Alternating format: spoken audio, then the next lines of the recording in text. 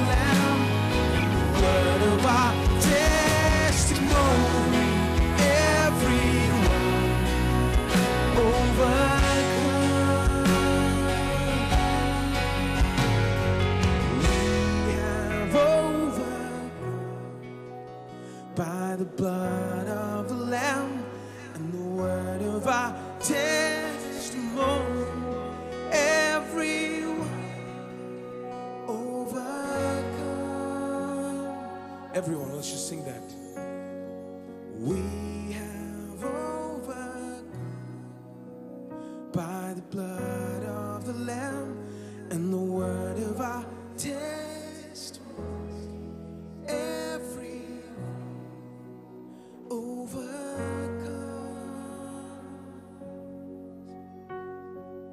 We have overcome by the blood of the Lamb and the word of our testimony. Every overcome. We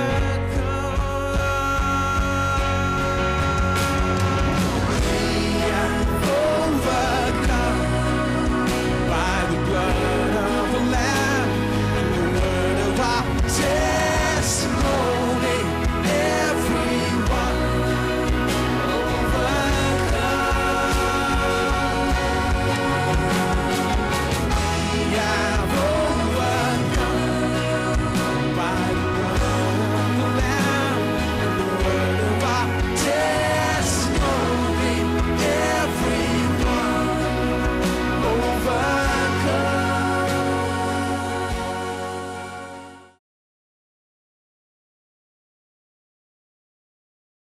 देखिए, बहुत तरह के अंगीकार होते हैं सच में। बस एक ही अंगीकार जो विश्वासी ज्यादा रूप में जानते हैं, और वो तो हमारे पापों का अंगीकार है। ये दुर्भाग्य की बात है। इसका मतलब यह है कि वो सोचते हैं कि मसीहत में केवल पापों का अंगीकार ही एक अंगीकार है, लेकिन ये ऐसा नहीं है। सच में देखा जाए तो 3 तरह के अंगीकार है बुनियादी रूप में, अगर आप इस तरह कहना चाहते हैं।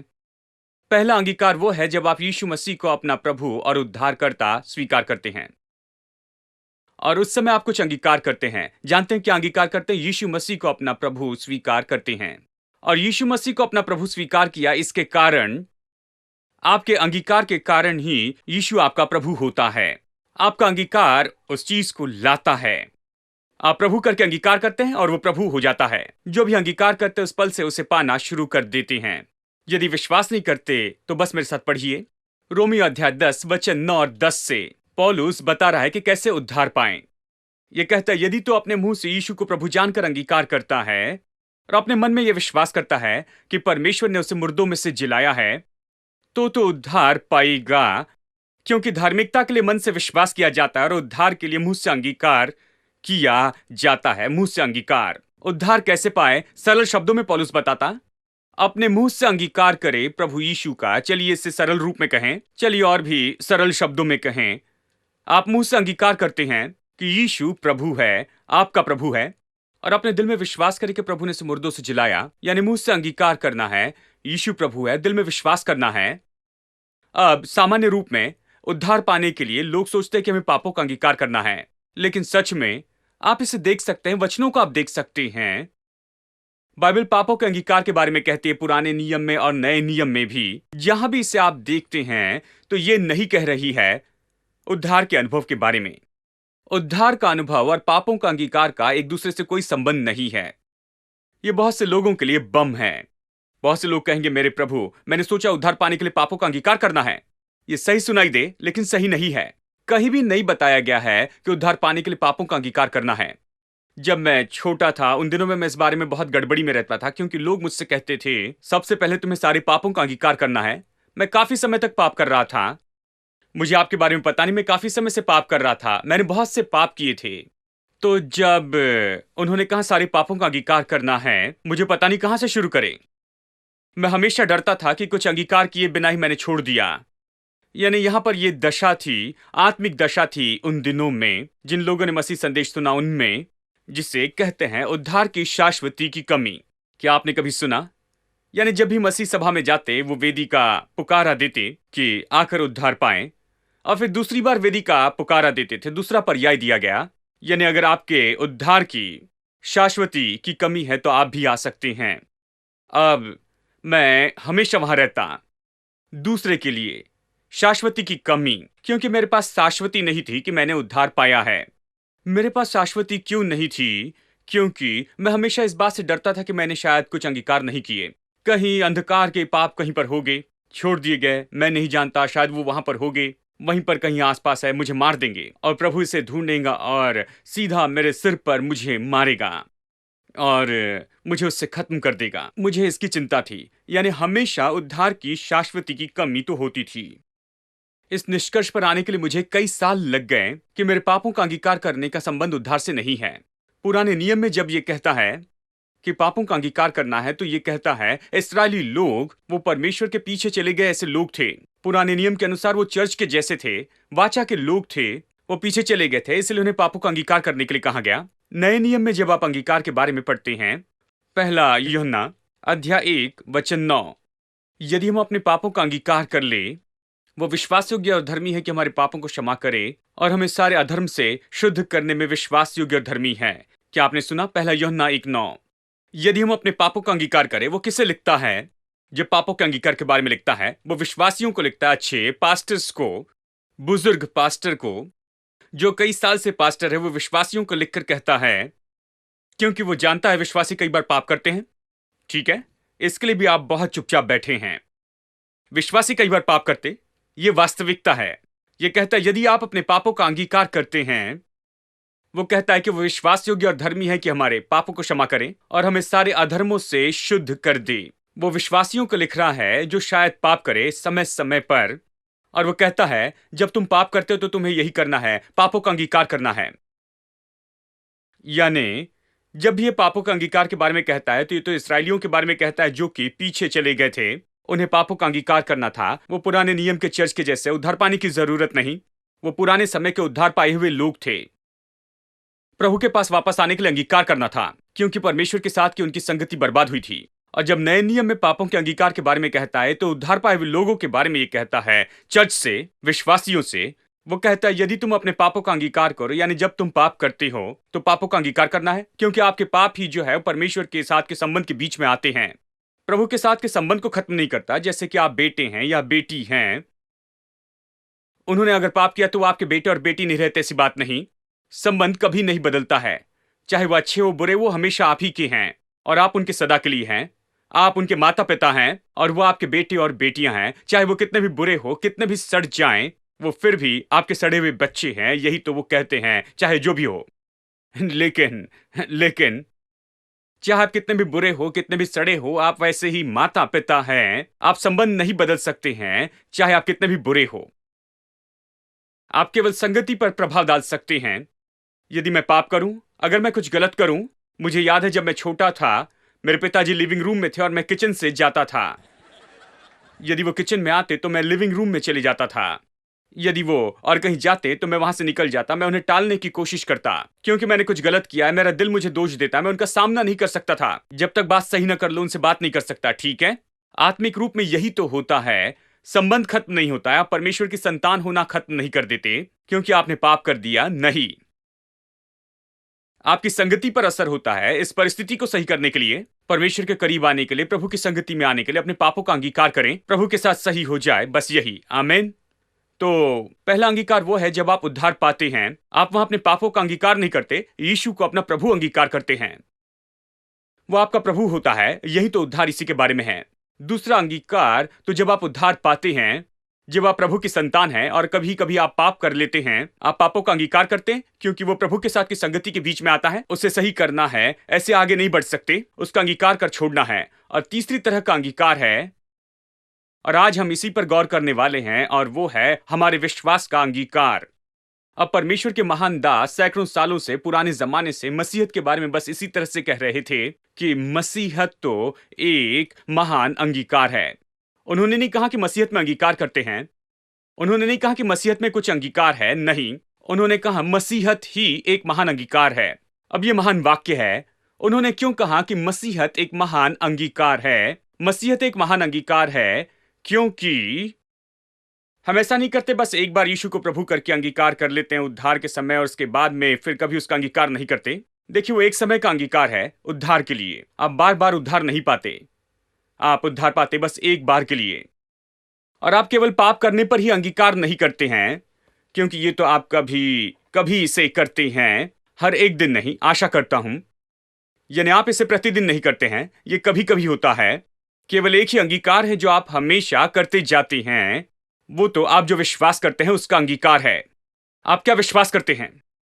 आप मसीह में कौन हैं, और क्रूस ने क्या किया है, और यीशु की मृत्यु ने आपके लिए क्या किया है, छुटकारे ने आपके लिए क्या किया है, मसीह आपके लिए क्या अर्थ रखता है, और मसीह में आप कौन हैं, आपको क्या दिया गया है सौभाग्य के रूप में, और मसीह में आशीष के बारे में आपका क्या है, और यीशु मसीह में और उसके द्वारा आपने क्या पाया है। आपके दिल में आकर और वहां पर वास करने से पवित्र आत्मा ने आपके लिए क्या किया, वचन का आपके लिए क्या अर्थ है, आप क्या हो सकते हैं, और आप क्या हैं परमेश्वर की दृष्टि में, आप कौन हैं छुटकारे के कारण। यही वो बातें हैं जो हमें बाइबल में बताई गई हैं, और हम इन पर विश्वास करते हैं। और जब हम इन चीजों का अंगीकार करते हैं तो उससे हमारे विश्वास का अंगीकार कहा जाता है। तो हम विश्वास का अंगीकार इसे कहते हैं। संक्षिप्त में सब लोग कहे विश्वास का अंगीकार। अब बहुत से लोग विश्वास के अंगीकार के बारे में कुछ नहीं जानते हैं, और एक भाई ने मुझसे कहा कि देखो, एक नई तरह की शिक्षा चल रही है, कहते हैं विश्वास का अंगीकार, सैम चेलादुरे जैसे लोग इसे सिखा रहे हैं। नई शिक्षा नहीं है, सैकड़ों साल से परमेश्वर के जन ने इसे कहा है। यहां पर प्रोटेस्टेंट चर्च में उन्होंने कहा है कि मसीहत एक अंगीकार है, और मैं अपने विश्वास के अंगीकार के बारे में कह रहा हूं। इस बात का अंगीकार कि आप मसीह में कौन है, इस बात का अंगीकार कि छुटकारे ने आपके लिए क्या लाया है, इस बात का अंगीकार कि आपका क्या है यीशु में और उसके द्वारा, आप कौन है और आप क्या हो सकते हैं, इसका अंगीकार उद्धार के कारण और क्रूस के कारण। विश्वास का अंगीकार तो मसीह जीवन का सबसे महत्वपूर्ण भाग है। अब हमें यही तो समझना है, और मैं आपको कारण देना चाहता हूं क्यों अंगीकार काम करता है, विश्वास का अंगीकार काम करता है। यह अंगीकार यह क्यों काम करता है, यह क्यों महत्वपूर्ण है, और हम इससे क्या लाभ पाते हैं। पहला लाभ है वो ये है कि परमेश्वर के वचन का अंगीकार या विश्वास का अंगीकार हमारे दिल में विश्वास लाता है। अंगीकार विश्वास लाता है। मेरे साथ निकाले रोमियो 10 और चलिए वचन 17 पढ़ते हैं। अतः विश्वास सुनने से आता है, और सुनना मसीह के वचन से होता है। विश्वास कैसे आता है? विश्वास आ सकता है यदि आप में अभी विश्वास नहीं, विश्वास आ सकता है, आप विश्वास पा सकते हैं। क्या जानते हैं? कुछ लोग कहेंगे भाई मुझे पता नहीं, मेरे पास विश्वास नहीं, क्या मैं विश्वास पा सकता हूं? तो निश्चित हो जाएं, आप विश्वास पा सकते हैं। विश्वास चाहिए तो आप विश्वास पाएंगे। विश्वास सुनने से और परमेश्वर के वचन को सुनने से आता है। ठीक है, विश्वास कैसे आता है? यह प्रभु के वचन के सुनने से आता है। चलिए आगे पढ़ते हैं। परंतु मैं कहता हूं, क्या उन्होंने नहीं सुना? इसराइलियों के लिए कहता है। तो यह कहता है समस्या क्या है? क्या उन्होंने नहीं सुना? तो विश्वास क्यों नहीं आया? क्यों पुराने नियम के परमेश्वर के ये लोग, ये इस्राएली लोग जिन्हें दूध और मधु की देश की प्रतिज्ञा की गई थी, वो वहां क्यों नहीं गए? वो जंगल में ही मर गए। ये कहता है उनमें क्या समस्या थी? आप कहते हैं विश्वास सुनने से आता है और सुनना प्रभु के वचन से होता है। क्या उन्होंने प्रभु का वचन नहीं सुना? तो फिर विश्वास क्यों नहीं आया उनमें क्या समस्या थी? वो वहां क्यों नहीं पहुंच पाए? ये कहता है क्या उन्होंने नहीं सुना? हाँ, उनके स्वर सारी पृथ्वी पर और उनके वचन जगत की छोर तक पहुंच गए थे। ये कह रहा है कि वो स्वर जो कि प्रभु की प्रतिज्ञाओं के थे, वो स्वर उन शब्दों के जो परमेश्वर ने उनसे प्रतिज्ञा की थी, वो पृथ्वी के छोर तक पहुंचे, वो जहां भी थे वहां पहुंच गए। उन्होंने इसे सुना। वो कहता है क्या उन्होंने नहीं सुना? सवाल पूछता है। हाँ, उन्होंने सुना है, क्योंकि स्वर तो वहां तक गए। उन्होंने वचन को सुना। मूसा उनका प्रचारक था, यहोशू उनका प्रचारक था, और उन्होंने सुना, उस स्वर को उन्होंने सुना। क्या उन्होंने प्रतिज्ञा के देश के बारे में कुछ सुना? दूध और मधु के देश के बारे में सुना? हाँ, उन्होंने सुना। अब आगे सुनिए। लेकिन मैं कहता हूं, क्या इस्राएली नहीं जानते थे? पहले तो मूसा कहता है, मैं उनके द्वारा जो जाति नहीं तुम्हारे मन में जलन उपजाऊंगा, मैं एक मूढ़ जाति के द्वारा ऐसी रीस दिलाऊंगा। फिर यशायाह बड़े हियाव के साथ कहता है, जो मुझे नहीं ढूंढते थे उन्होंने मुझे पा लिया, और जो मुझे पूछते भी नहीं थे उन पर मैं प्रकट हो गया। परंतु इस्राएल के विषय में कहता, मैं सारा दिन अपने हाथ एक आज्ञा न मानने वाली और विवाद करने वाली प्रजा की ओर पसारे रहा। विवाद करने वाली। अब ये विवाद करने वाली मतलब जो प्रभु कहता है उसके विरुद्ध में कहते हैं। प्रभु कहता है, मैंने अपने हाथ इनकी ओर पसारे हैं, जो हमेशा जो कुछ भी मैं कहता हूं उसके विरुद्ध में ही ये कहते हैं। अंगीकार तो बस वही कहना है जो परमेश्वर ने कहा है, लेकिन विवाद करने वाली यानी प्रभु ने जो कहा है उसके उल्टा ही कहना है। यही समस्या है। कहता है, विश्वास क्यों नहीं आता है? क्यों? हालांकि प्रभु ने प्रतिज्ञा की थी, लेकिन वो प्रतिज्ञा के देश में नहीं जा पाए। क्यों? वो उसे नहीं प्राप्त कर सके जो परमेश्वर ने उन्हें दिया था। क्यों? क्या उन्होंने नहीं सुना? क्या वो नहीं जानते थे? पौलुस कहता है, नहीं नहीं, उन्होंने सुना, वो जानते थे। उसकी आवाज हर जगह गई। उन्होंने स्वर को सुना, उन्होंने प्रचार सुना। लेकिन समस्या क्या है? मैं बताऊंगा समस्या क्या थी। विश्वास कैसे आता है? विश्वास सुनने से और परमेश्वर का वचन सुनने से आता है। ये परमेश्वर का वचन, शब्द प्रभु का वचन, ये आता है। वचन शब्द आता है ग्रीक शब्द रेमा से। अब ये शब्द, ये वचन शब्द जो है, ये दो ग्रीक शब्द से इंग्लिश में लाया गया है। एक है लोगोस, जिसका अनुवाद वचन किया गया है। यूहन्ना का सुसमाचार अध्याय 1, आदि में वचन था, वचन परमेश्वर के साथ था और वचन ही परमेश्वर था। हर समय लोगोस उपयोग किया गया। लोगोस का अनुवाद वचन किया गया। लेकिन रोमियो अध्याय 10:17 में जहां कहता है विश्वास सुनने से आता और वचन के सुनने से आता है, यहां यह अनुवाद जो है शब्द आता है रेमा। इस शब्द से लोगोस और रेमा के बीच में फर्क क्या है? रेमा का मतलब है कहा गया वचन। कहा गया वचन, यानी खास करके पौलुस कहता है विश्वास कहे गए वचन से आता है। विश्वास केवल वचन से ही नहीं आता, यह कहे गए वचन से आता है। विश्वास नहीं आता बस ऐसे ही शब्दों से, किसी तरह की आवाज से जो कहीं से आता है। नहीं, यह तो कहे गए वचन से आता है। यह किस तरह से कहा जाना चाहिए? यह आपके द्वारा कहा जाना चाहिए, आप ही के कानों में। हां, यहीं पर तो अंगीकार आता है।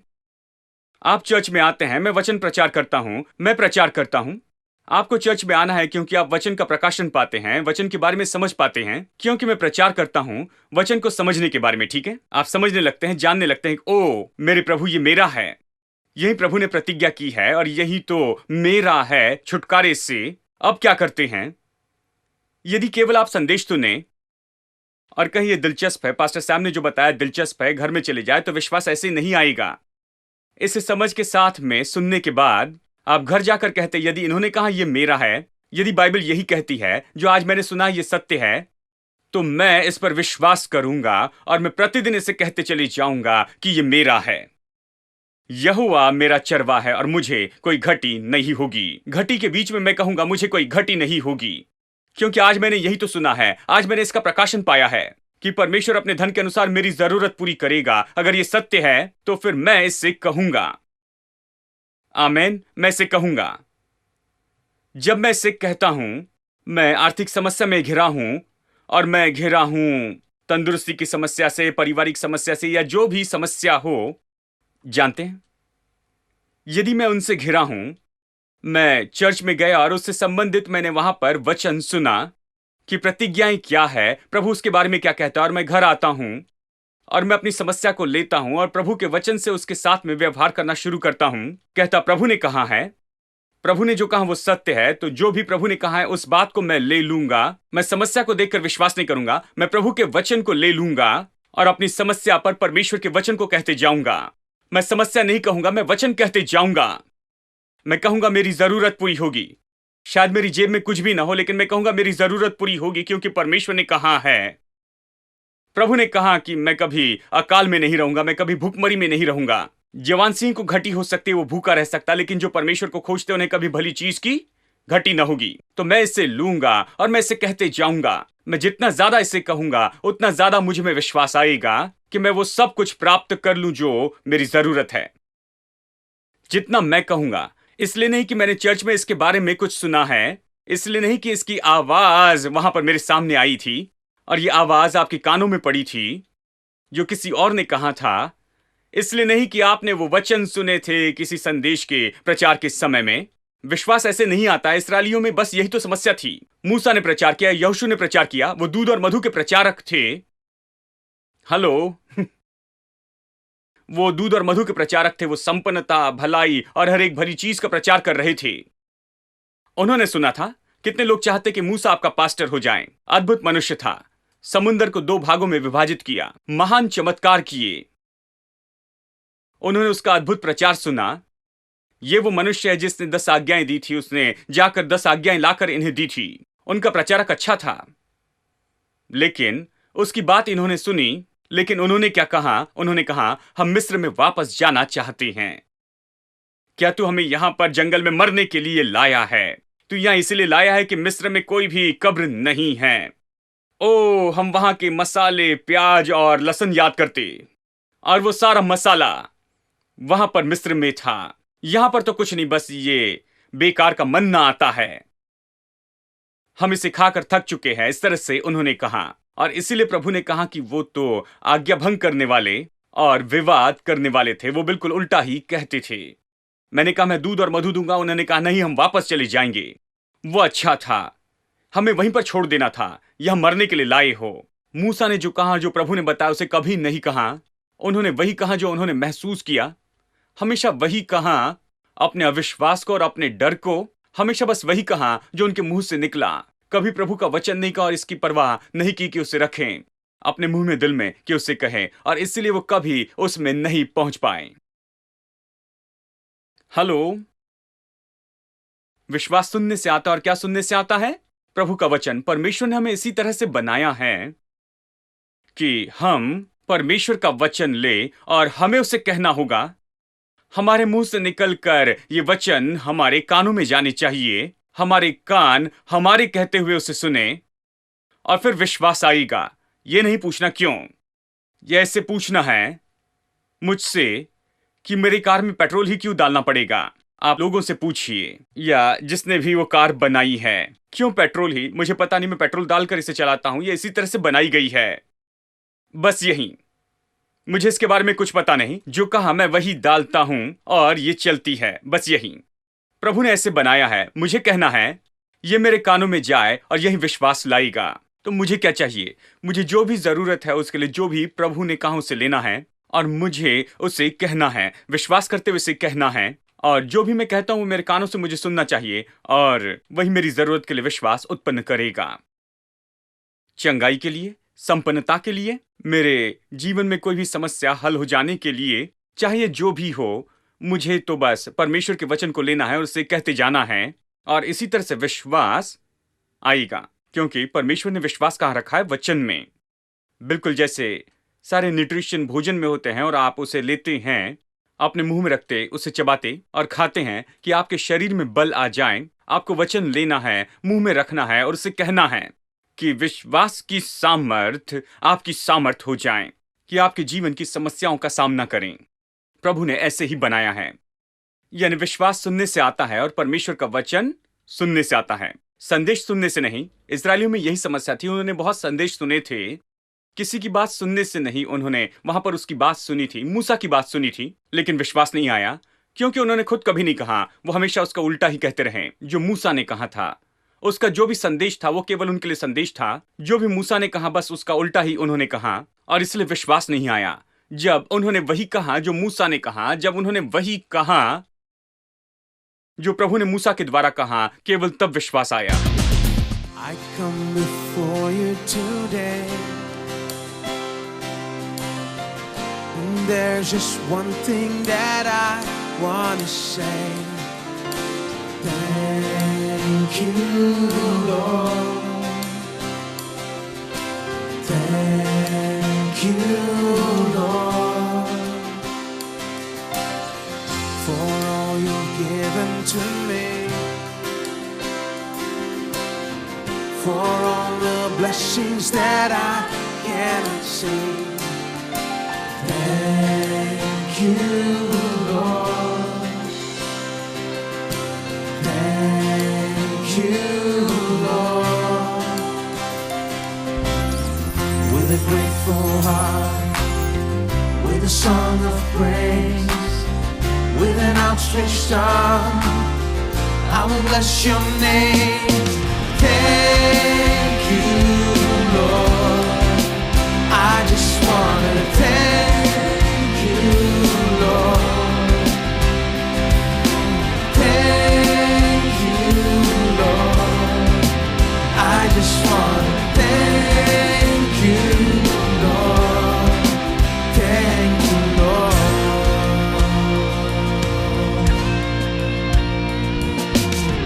for all you've done in my life. You took my darkness and gave me your light. Thank you, Lord. Thank you, Lord. You took my sin and my shame. You took my sickness and healed all my pain. Thank you, Lord. Thank you, Lord. With a grateful heart, with a song of praise, with an outstretched arm, I will bless your name. Thank you, Lord. I just wanna thank you, Lord. Thank you, Lord. I just wanna thank you, Lord. Thank you, Lord. I just wanna thank you.